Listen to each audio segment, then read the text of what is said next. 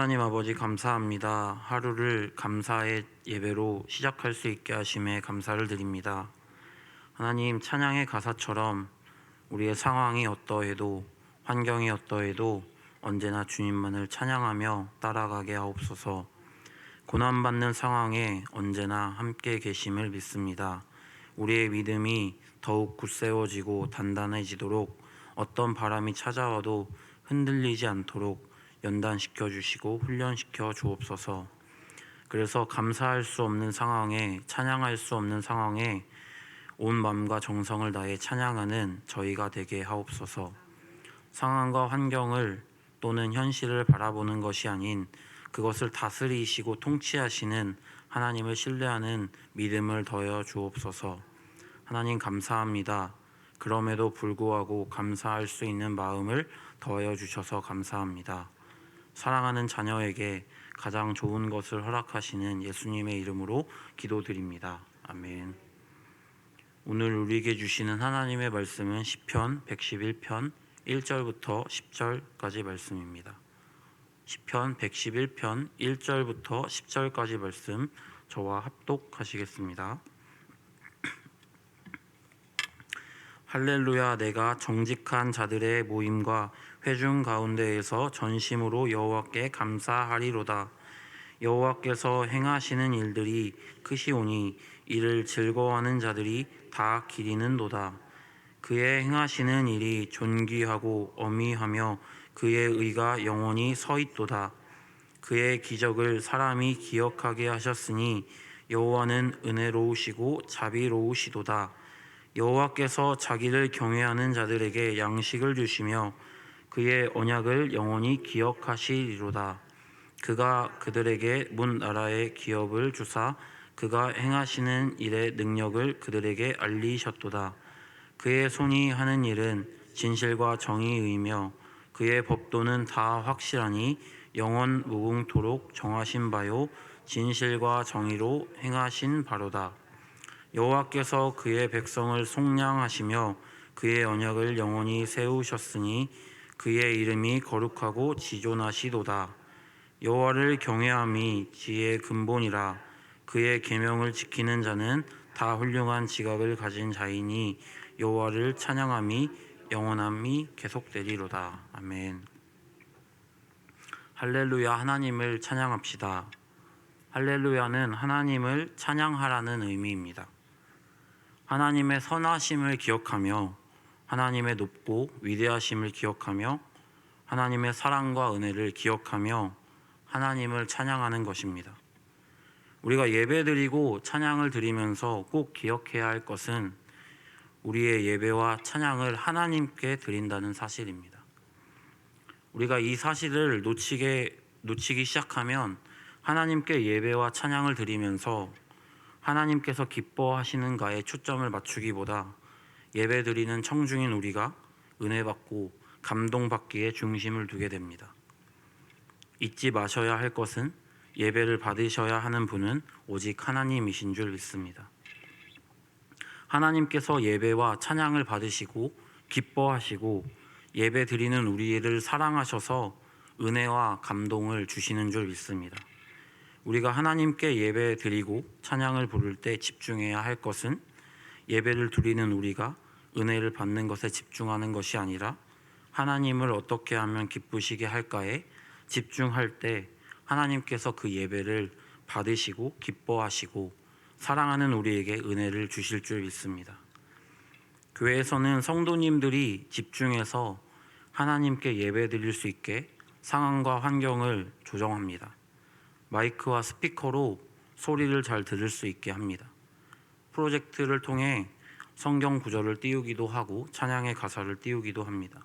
악기들로 찬양을 부를 때 멜로디로 하나님을 찬양합니다. 여름엔 시원하게, 겨울에는 따뜻하게, 덥지 않고 춥지 않게 환경을 조성합니다. 그런데 예배 드리는 우리가 집중해야 할 것은 예배 드리기 적합한 환경을 만드는 것이 아니라 그 예배를 받으시는 분은 오직 하나님이시라는 것을 집중해야 합니다. 조금 추워도 조금 더워도 마이크 소리가 작게 나와도 마이크 소리가 크게 나와도 음향기기가 악기가 잘 작동되지 않아도 그것에 마음을 뺏기는 것이 아니라 하나님께서 기뻐 받으시는 예배를 드리는 것에 집중해야 합니다.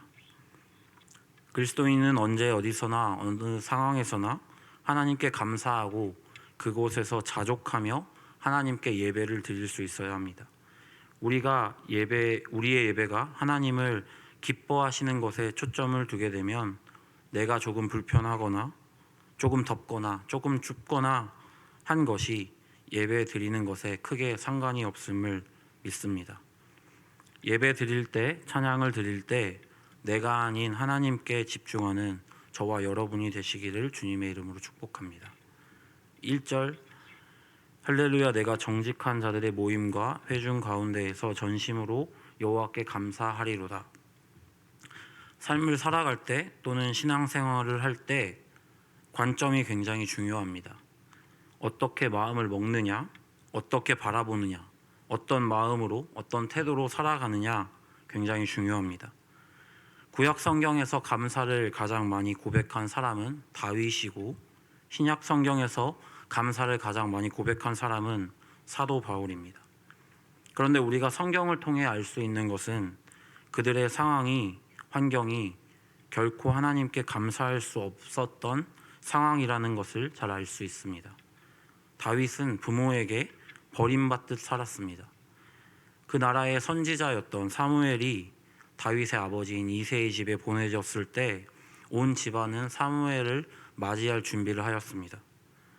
온 가족이 새로운 옷을 입게 되었고 준비하였습니다. 그런데 다윗은 그때에 들에서 홀로 외로이 아버지의 양떼를 돌보고 있었습니다.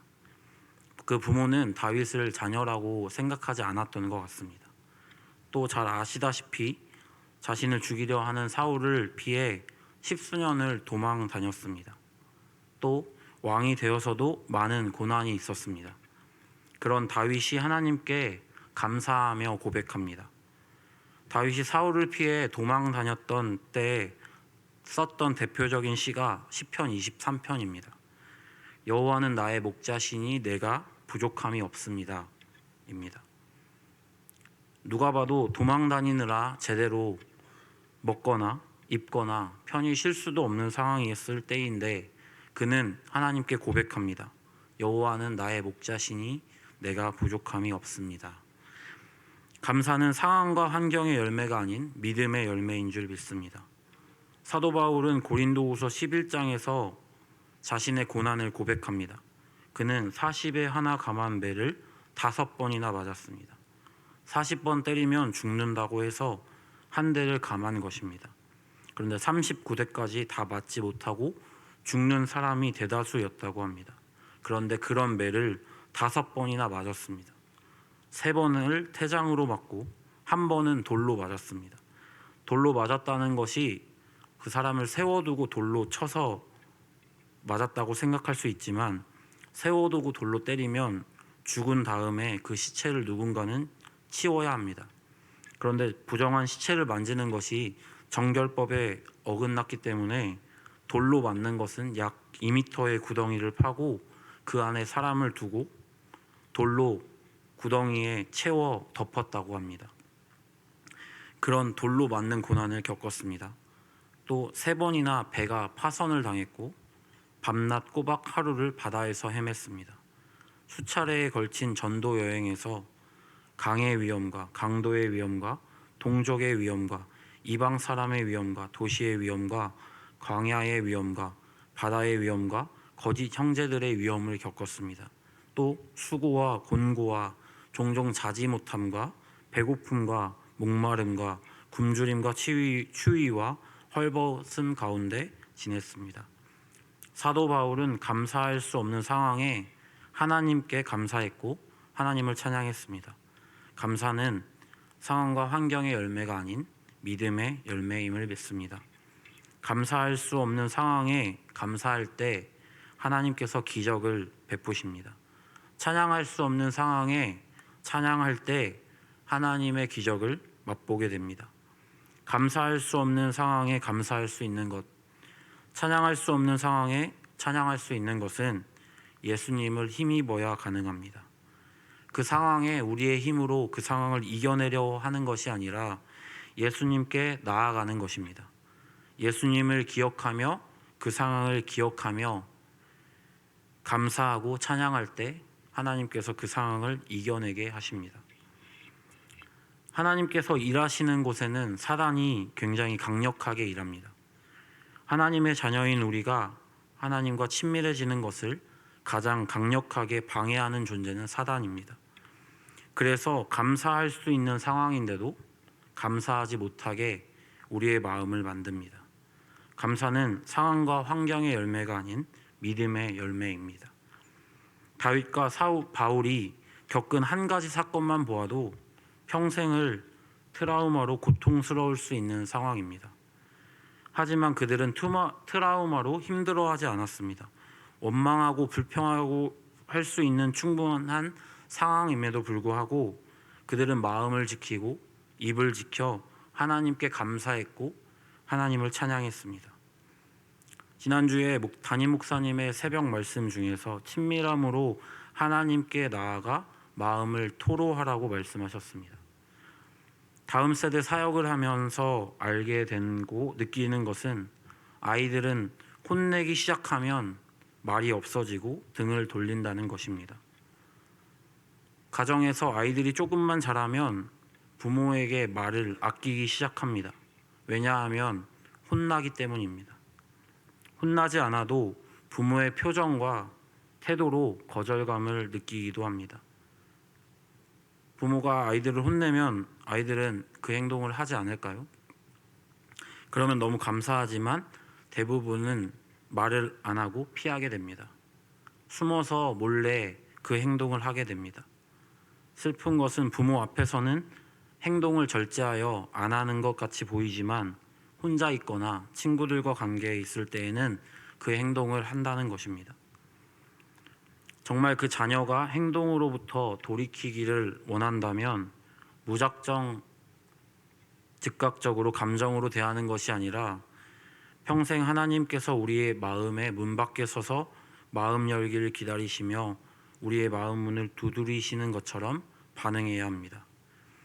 그런데 아이들이 혼날 것 같은 상황이나 마음을 부모님께 고백한다면 그것은 부모를 향한 신뢰입니다. 부모가 싫어하는 행동을 하면서도 부모의 사랑에 확신으로 신뢰하며 고백하는 것입니다. 우리 부모는 나를 혼내도 나를 사랑해서 혼내는 걸 거야 하는 마음입니다. 하나님 아버지를 신뢰하는 마음으로 불평하고 싶은 마음, 원망하고 싶은 마음 또는 짜증내고 싶은 마음을 하나님께 토로할 때 하나님께서 그 확신에 찬 마음을 기뻐하시고 찾아와 품에 안고 달래주심을 믿습니다.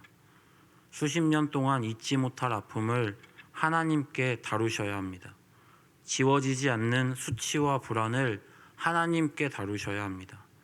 하나님 아버지께서는 세상이 줄 수 없는 평안을 주십니다. 우리가 공동체에서 사람들에게 자신의 어려움을 토로하면 만족스러운 위로를 받을 것 같지만 어느 누구도 만족할 만한 위로를 주지 못합니다. 사람에게도 위로를 받고 격려받고 칭찬받아야 하지만 반드시 하나님께 위로받고 격려받아야 합니다. 그래야 그 마음이 진정한 위로를 받고 진정한 회복되고 진정이 치유됨을 믿습니다. 사람들에게만 불평, 불만, 원망을 토로하는 그것은 하나님을 원망하고 불평하는 것입니다. 그런데 우리의 완전한 아버지에게 그분을 신뢰함으로 정직하게 우리의 마음을 토로하는 것은 하나님을 향한 완전한 신뢰임을 믿습니다. 지울 수 없는 트라우마, 잊혀지지 않는 섭섭함을 하나님께 토로하시고 하나님께 다루십시오. 그러면 반드시 마음에 세상에서 느껴보지 못한 평안을 허락하심을 믿습니다. 그리고 그 평안을 느끼고 누릴 때 다윗과 같이 사도 바울과 같이 어떠한 상황과 환경에도 하나님께 감사하며 찬양할 수 있는 힘을 얻을 수 있습니다. 어떤 상황의 불편함이 감지될 때 상황에 반응하는 것이 아니라 그 상황을 통해 일하실 하나님을 기억하시고 하나님을 기대하시며 하나님께 나아가시는 저와 여러분이 되기를 주님의 이름으로 축복합니다. 감사와 찬양을 올려드릴 때 상황을 역전시켜 빛 가운데로 나아갈 수 있는 은혜를 더하실 하나님을 기대합시다. 하나님께서는 우리에게 굉장히 인격적이신데요. 가정을 통해서 아버지 하나님의 마음을 발견시켜 주십니다. 하나님께서 한 가정에 아이를 주셔서 기르게 하십니다. 아이가 태어나기 전부터 아이가 태어나면 필요한 모든 것을 준비시킵니다. 그리고 그 부모는 자녀를 키워본 적도 없는데 굉장히 오랜 시간 동안 자녀가 잘 살고 행복하게 살 수 있도록 준비시킵니다. 지난주에 시니어 목장을 방문했습니다. 할머니가 되신 권사님들에게 자녀보다 손주들을 사랑하느냐고 여쭈어 보았습니다. 저는 당연히 할머니, 할아버지들이 나이든 자기 자녀보다 어린 손주들을 사랑하고 기뻐하실 거라고 생각하였습니다. 그런데 그 권사님들께서 손주들보다 내 자식이 더 예쁘고 귀하게 느껴진다고 말씀하셨습니다. 권사님들께서는 손주가 만약 내 아들, 내 딸을 힘들게 하면 오히려 손주가 밉게 느껴진다고 하셨습니다. 부모에게는 내 자식이 가장 중요합니다. 눈을 감는 그날까지 자식을 걱정하는 게 부모입니다. 하나님께서는 이와 같이 우리를 사랑하십니다. 우리의 삶을 돌아보면 하나님께서 우리를 이와 같이 기르셨고 인도하셨습니다. 지난주 시니어 목장을 2목장 방문했는데요. 첫 번째 목장에서는 자녀들에 대한 엄마의 마음을 느꼈습니다. 두 번째 목장에서는 80이 훨씬 넘으신 권사님들이셨는데 영화에서만 보던 해방 전 이야기와 해방 후 이야기 그리고 피난 가던 때의 이야기를 전해 들었습니다. 그 시대를 경험하지 못한 저는 상상이 되지 않습니다. 저는 태어날 때부터 전기가 있었던 시대에 살았습니다. 그래서 호롱불이 뭔지 모릅니다. 그런데 그 권사님들께서 그 옛날에 호롱불로 살았던 이야기를 해주셨습니다. 우리나라 5천년의 우상숭배의 결과로 해방 후 우리나라의 평균 수명이 37세였습니다. 그리고 유아 사망률이 60%가 넘는 암흑과 같은 현실이었습니다. 하나님께서 가장 작은 나라 이스라엘을 선택하셔서 축복하셨던 것처럼 하나님께서 중국, 일본, 러시아 강대국들에 둘러싸여 5천년 동안 997번의 침략을 받았던 우리나라를 긍휼히 여기시고 여기까지 축복하셨습니다. 하나님께서 가장 비참했던 우리를 긍휼히 여기셔서 선택하시고 축복하시니 약 80년 전 해방 후의 상황보다 산만하고도 1000배나 성장시켜 주셨습니다. 세상에 이런 나라가 없다고 합니다. 80년 만에 300배 성장한 나라도 찾기 어렵다고 합니다. 그런데 하나님께서 우리를 긍휼히 여겨주시고 선택하셔서 축복하셨습니다. 부모가 가정에서 자녀를 기르는 것과 같이 하나님께서 5천년 동안 강대국들 사이에 껴서 고통당하던 우리 민족을 긍휼히 여겨주시고 선택하셔서 여기까지 인도하셨습니다. 감사하지 못할 상황이 아니라는 것입니다. 하나님께서 우리에게 이미 주신 것들이 너무나도 많다고 이야기하고 있습니다. 불평하고 원망하기 이전에 이미 우리에게 주신 은혜를 기억하며 감사로 하나님께 찬양을 올려드립시다. 감사하지 못할 상황에 감사로 하나님을 찬양합시다. 어제 말씀 예수님을 힘입어 삽시다. 어려운 상황과 환경을 우리의 힘으로 이겨내려 한다면 우리는 반드시 실족하고 섭섭하고 그래서 결국은 불평하고 원망하게 됩니다. 작은 일이라도 하나님께 올려드리고 하나님께 토로하며 하나님께서 주시는 힘과 능력으로 그것을 감당할 때 우리는 능히 이길 만한 능력을 얻게 됩니다. 그리고 하나님께 감사할 수 있습니다. 마음이 지치고 힘들다면 잠깐 모든 것을 멈추고 우리를 채우시고 아껴주시는 은혜를 맛보고 다시 나아갑시다. 감사는 상황과 환경의 열매가 아닌 믿음의 열매임을 믿습니다. 어떠한 상황에도 감사로 하나님을 찬양하는 저와 여러분이 되기를 축복합니다. 이 새벽 감사와 찬양으로 무장하여 오늘 만나는 모든 관계와 상황에 받은 은혜와 사랑을 나누어 빛과 소금의 역할을 감당하는 저와 여러분이 되시기를 주님의 이름으로 축복합니다. 주변에 보면 불평하고 원망하는 사람을 많이 볼 수 있습니다. 그 사람들을 볼 때에 비판하고 정죄하는 것이 아니라 내가 받은 은혜와 사랑을 나누어 줍시다. 은혜와 사랑이 우리를 통해 흘러가서 떠났던 하나님의 자녀들이 다시 하나님께 돌아오기를 기대하며 소망합니다. 기도드리겠습니다.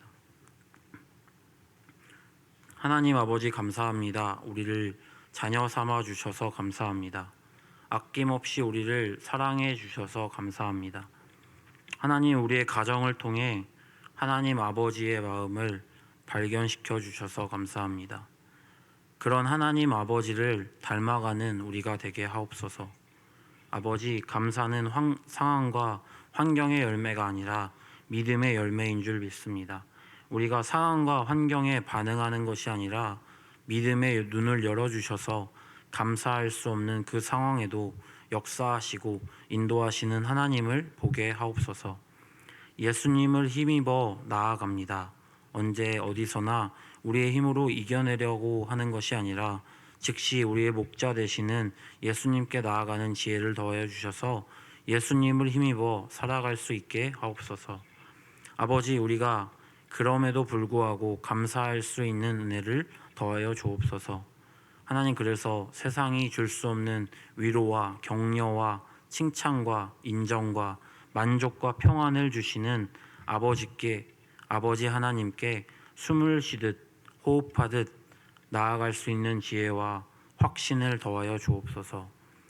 골리앗 앞에 여호와의 이름만을 의지하여 나아갔던 어린 다윗처럼 우리가 상황과 환경에 맞서 싸워 이기는 담력을 더하여 주옵소서. 회전하는 그림자도 없으신 우리를 긍휼히 여겨주시는 예수님의 이름으로 기도드립니다. 아멘.